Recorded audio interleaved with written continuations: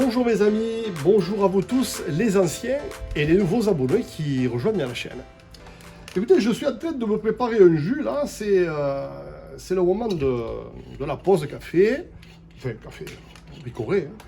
Hein.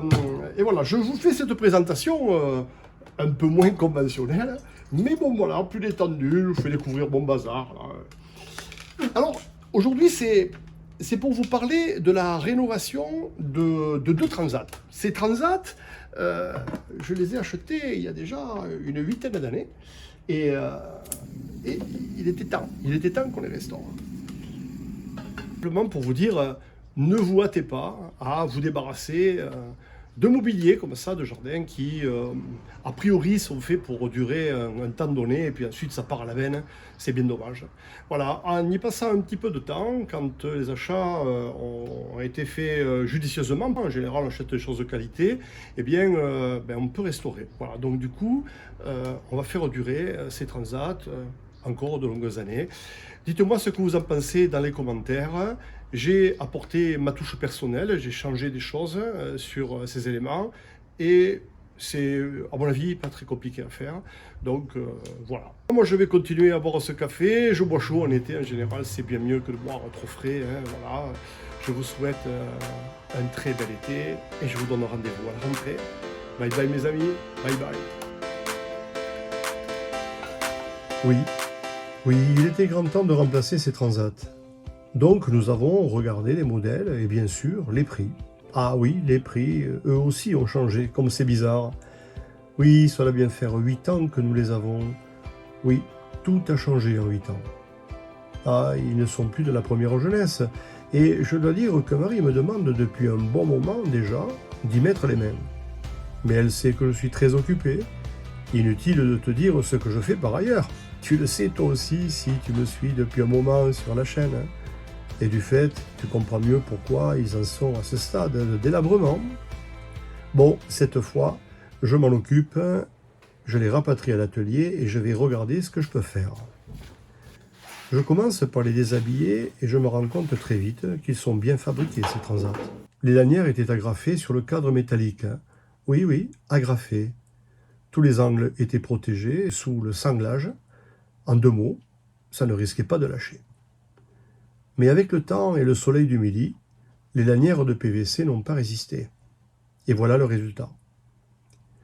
J'ai donc tout enlevé au cutter et barbé les agrafes pour retrouver une surface lisse. Ma première intention était de refaire sensiblement la même chose, avec des lanières textiles que j'utilise dans le bâtiment pour le sanglage.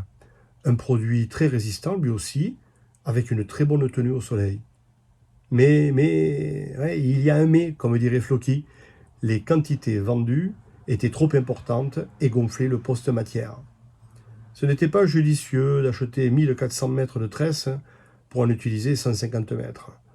Oui, et le reste, j'en fais quoi? Après avoir tout dénudé, je découvre la structure et là, je me rends compte que j'ai une très belle surface d'appui pour remplacer les lanières par des lattes de bois. Allez, vendu. Le modèle va changer. Et l'idée de mélange de bois et de métal, ça me plaît bien. Je pense que ça plaira aussi à Marie. Souvent, c'est au démontage des choses que l'on se rend compte qu'elles ont été bien faites. Pourquoi? Simplement parce que je pensais que ça irait plus vite au démontage.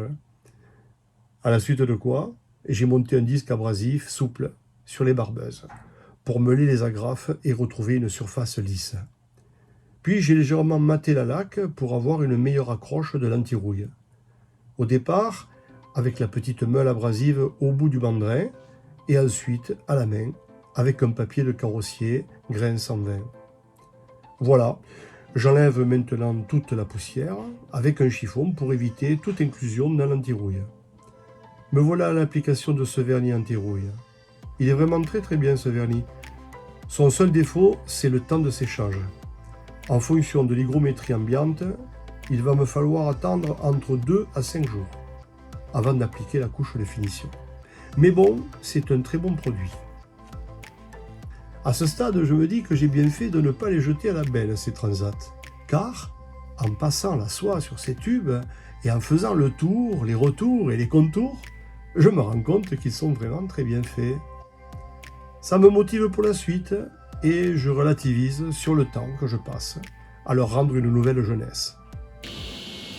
Je passe au débit transversal du plateau sur 53 cm de long, puis longitudinalement pour débiter les lattes de bois. Alors, 53 cm de long, 12 mm d'épaisseur et 55 mm de large, c'est les dimensions de ces lattes.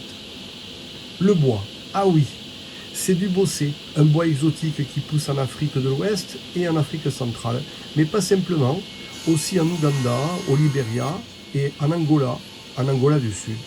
Un joli bois que j'ai très longtemps utilisé pour toute la menuiserie intérieure et extérieure. C'est un bois mi-dur à grains fins, de couleur brun rosé, qui a d'excellentes qualités et qui prend très bien la teinte. Tu sais, ça fait des arbres majestueux de plus de 40 mètres de haut, pour un diamètre qui varie de 1,20 m à 2 mètres pour les plus vieux sujets. J'ai toujours eu mal au cœur de savoir qu'on les avait extraits de leur milieu naturel, la forêt tropicale, séparés de leur famille et de tout le vivant qu'ils abritaient. Et tout ça simplement pour les transformer en planches. Alors que faire?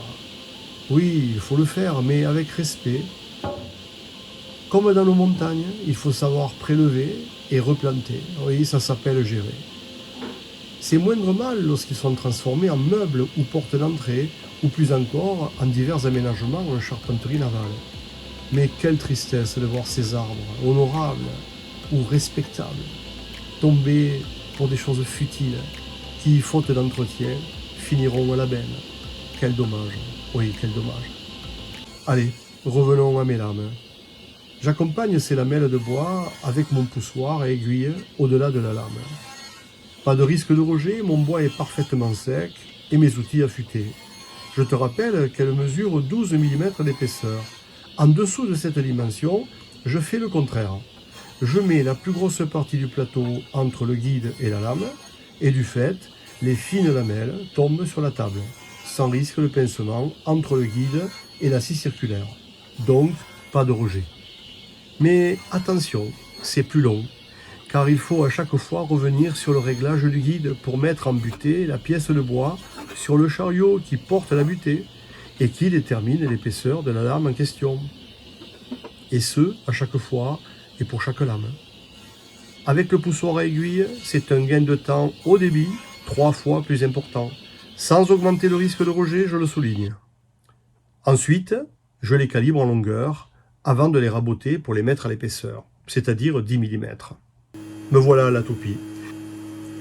J'ai installé une fraise quart de rond, j'ai ajusté le prolongateur de lèvres et fait mon réglage hauteur et profondeur du profil le plus précisément possible pour ne pas avoir à passer du temps au ponçage pour effacer les coups machines.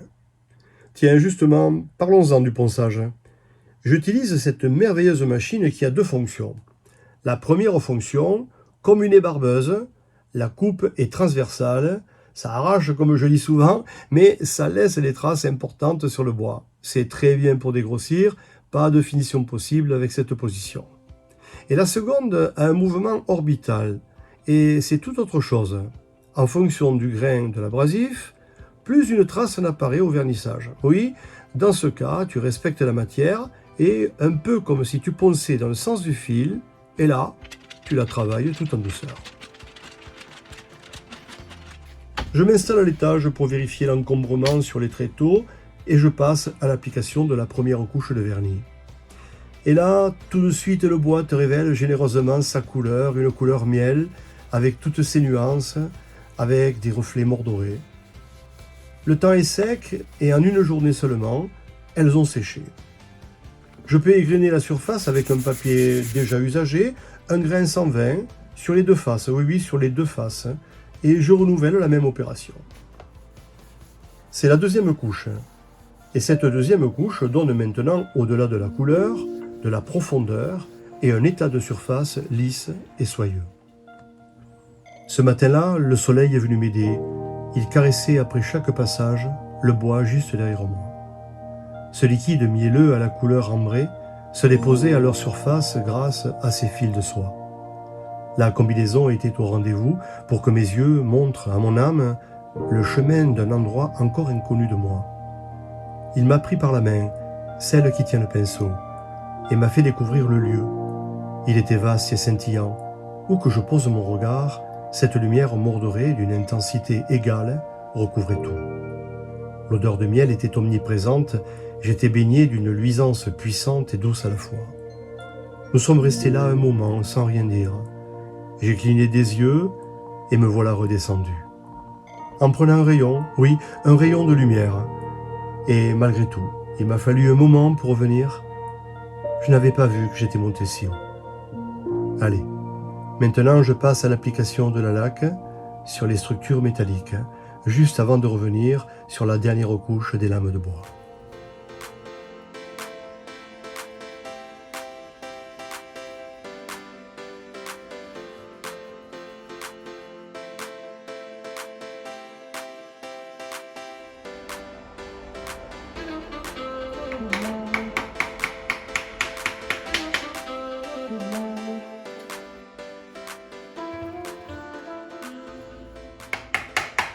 Après un séchage à cœur du produit de finition, je passe au collage de ces mêmes lames. Encore une fois, un seul produit pour plusieurs choses. Il y a tant de produits polyvalents dans le bâtiment, la colle polyuréthane en fait partie. Oui, ça colle tout ou presque tout et durablement. J'ai prépositionné les lames pour en connaître le nombre à coller et déterminer des intervalles.